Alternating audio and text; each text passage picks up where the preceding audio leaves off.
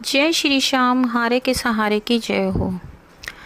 भक्तों, आज मैं एक ऐसे भक्त की कहानी आप लोगों के साथ शेयर करूंगी जिसे सुनकर आपको यकीन नहीं होगा श्याम बाबा क्या सच में चमत्कार करते हैं। दोस्तों, श्याम बाबा ने अपने भक्त के साथ इतना बड़ा चमत्कार किया कि आप भी सुनकर हैरान हो जाओगे कि कैसे श्याम बाबा इतना बड़ा चमत्कार कर सकते हैं। लेकिन दोस्तों, श्याम बाबा सच में चमत्कार करते हैं क्योंकि वो हारे के सहारे हैं।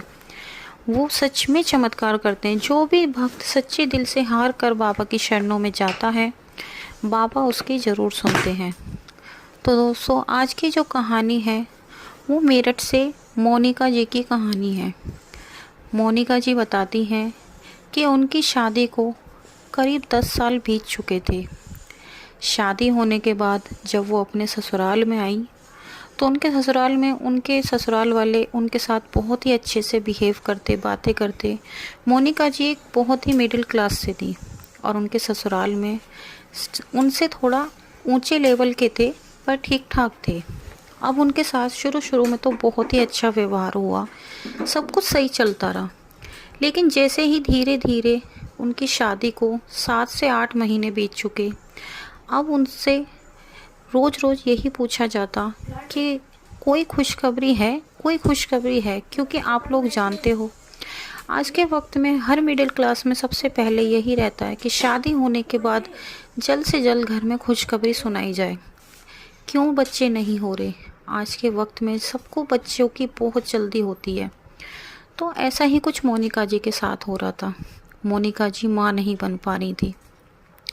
मोनिका जी को फिर ताने सुनाए जाने लगे। उनकी सास उन्हें आए दिन रोज़ रोज़ ताने सुनाती, उनके साथ लड़ाई झगड़ा करती, उन्हें कहती इसने तो मेरे घर में आकर मेरे बेटे की ज़िंदगी बर्बाद कर दी। अब मेरे बेटे का नाम कैसे चलेगा, हमारे घर का चिराग कैसे आएगा। उनके घर में रोज़ इसी बात को लेकर लड़ाई झगड़ा रहता। वो अपने बेटे से कहती कि तू दूसरी शादी कर ले। लेकिन जो उनके पति थे वो बहुत ही ज़्यादा समझदार थे।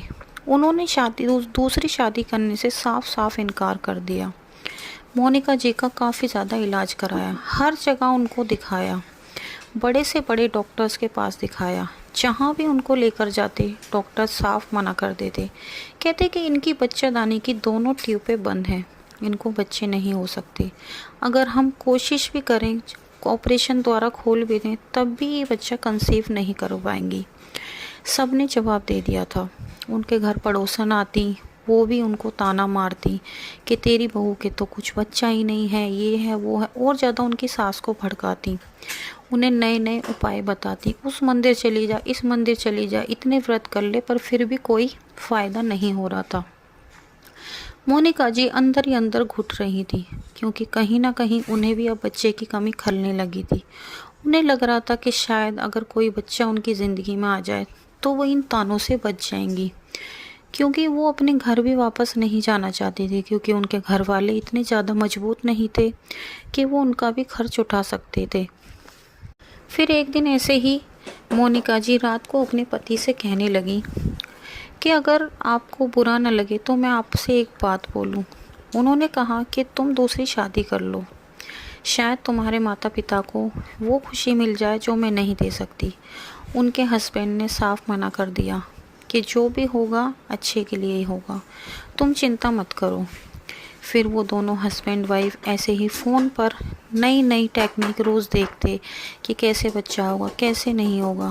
फिर मोनिका जी के सामने एक श्याम बाबा की वीडियो सामने आई, सत्य चमत्कार की। वो उन्होंने वीडियो सुनी तो उन्हें थोड़ी उम्मीद जागी। फिर उन्होंने 2-3 वीडियो और देखी और अपने हस्बैंड को भी दिखाई।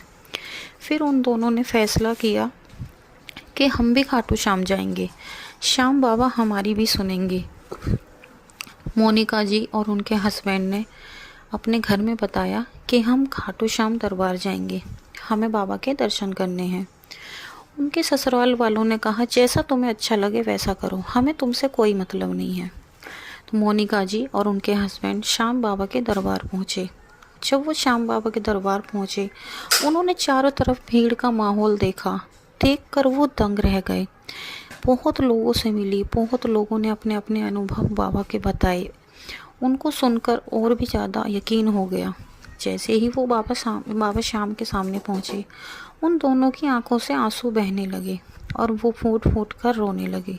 उन्होंने जब भी श्याम बाबा से अरदास लगाई कि हे श्याम बाबा, हमारी भी सोनी गोद हरी कर दो, बाबा हमें इन तानों से बचा लो।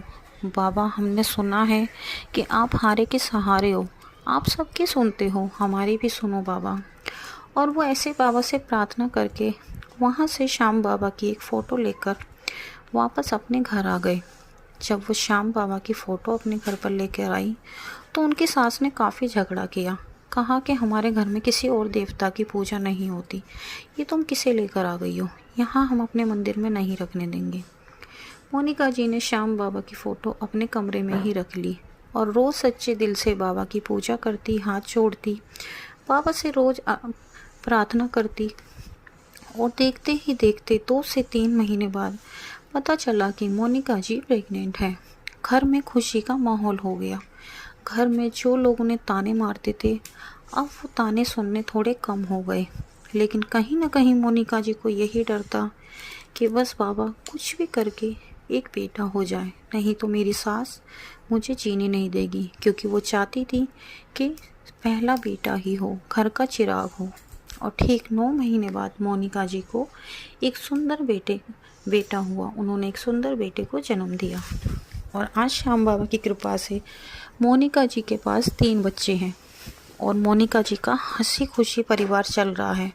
जो उनके ससुराल वाले उन्हें ताना मारते थे, आज वे खुशी खुशी मोनिका जी को प्यार करते हैं, उनके साथ अच्छे से व्यवहार करते हैं और मोनिका जी का परिवार हंसी खुशी चल रहा है।